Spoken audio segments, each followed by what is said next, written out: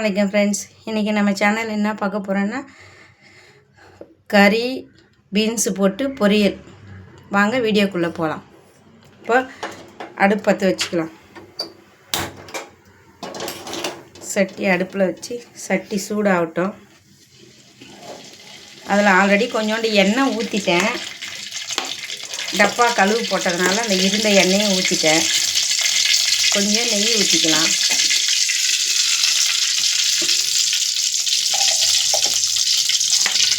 கொஞ்சம் தேங்காய் எண்ணெய் ஊற்றிக்கலாம். இப்போ எண்ணெய் சூடாகட்டும். எண்ணெய் சூடாகிடுச்சு. பட்டை, கிராம்பு, ஏலக்காய், மராட்டி முக்கு அதை போட்டுக்கலாம். கிராம்பு போட்டாச்சு. அடுத்தது கருவேப்பிலை, வெங்காயம்,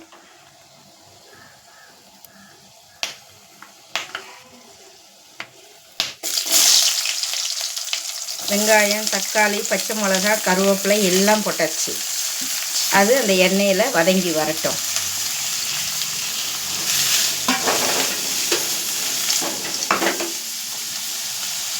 வீடியோ போட்டு ரொம்ப நாள் ஆச்சு. எங்கள் வீட்டுக்காருக்கு கண் ஆப்ரேஷன் பண்ண கூப்பிட்டு போயிருந்தேன் சென்னைக்கு.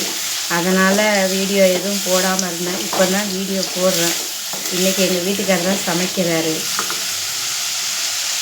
இப்போ இஞ்சி, பூண்டு, தயிர் அதையும் போட்டுக்கலாம். 2 ஸ்பூன் தயிர், 1 ஸ்பூன் இஞ்சி பூண்டு அதையும் போட்டுக்கலாம்.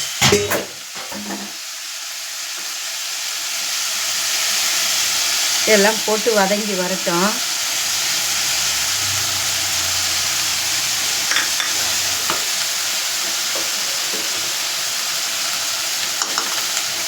ரொம்ப நாள் ஆச்சுங்க எங்கள் வீட்டுக்காரர் சமைச்சு.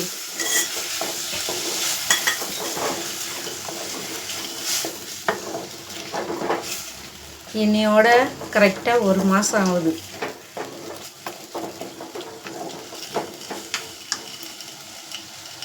ஆஸ்பத்திரியில் போய் சேர்ந்தது 13ஆம் தேதி, 12ஆம் தேதி. இப்போ ஒரு மூடி போட்டுக்கலாம். இப்போ மூடியை திறந்துட்டு உப்பு போட்டுக்கலாம். அந்த வெங்காயம் இதெல்லாம் வதங்கி வரட்டும். ஒரு 1/4 ஸ்பூன் உப்பு போட்டாச்சு. உப்பு போட்டு கிண்டி விடுவோம். கிண்டி விட்டு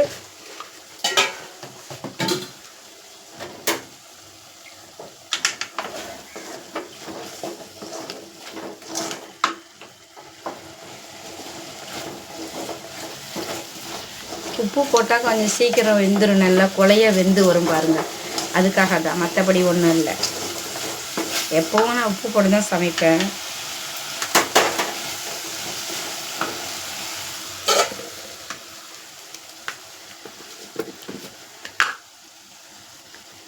இப்போது மஞ்சத்தூள் ஒரு 1/2 ஸ்பூனுக்கு போட்டுக்கலாம்.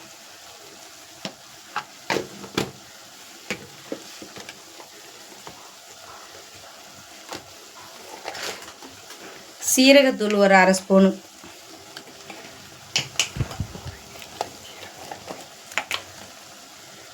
இது சோம்புத்தூள் ஒரு ஸ்பூனுக்கு போட்டுக்கலாங்க.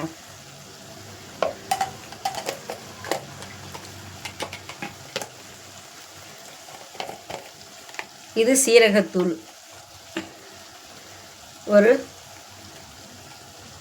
ஒரு ஸ்பூனுக்கு. அடுத்தது மல்லித்தூள் ஒரு 2 ஸ்பூனு.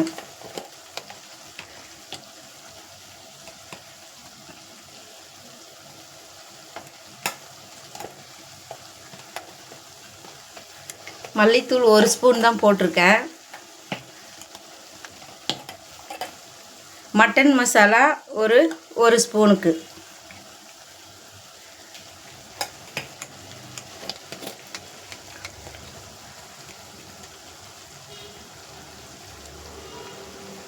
மிளகுத்தூள் 1 ஸ்பூனுக்கு.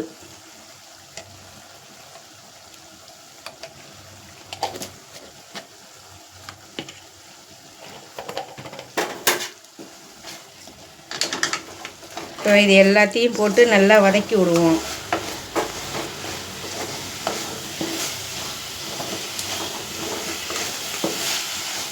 அது ஒரு 2 நிமிஷம் நல்லா வதங்கி வரட்டும். ஒரு மூடியை போட்டு மூடிடுவோம். அதுக்கப்புறம் பார்க்கலாம்.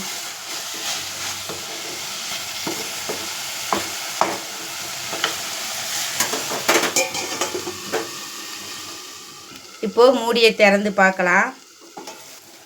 நல்லா வதங்கி வந்திருக்கு. இப்போ பீன்ஸும் அந்த கறியும் வேக வச்சுருக்கிற கறியும் போட்டுக்கலாம்.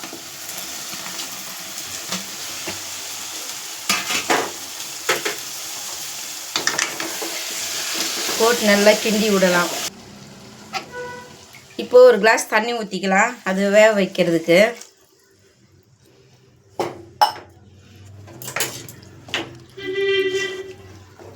நல்லா கிண்டி விட்டு அது நல்லா வெந்து வரட்டும்.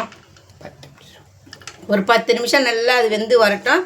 திரும்ப பார்க்கலாம் நம்ம. இப்போ இதுக்கு ஒரு மூடியை போட்டு மூடிடலாம். இப்போ பொரியல் ரெடி ஆயிடுச்சுங்க. இப்போ மூடியை திறந்து பார்ப்போமா? பாருங்கள் எப்படி இருக்குதுன்னுட்டு.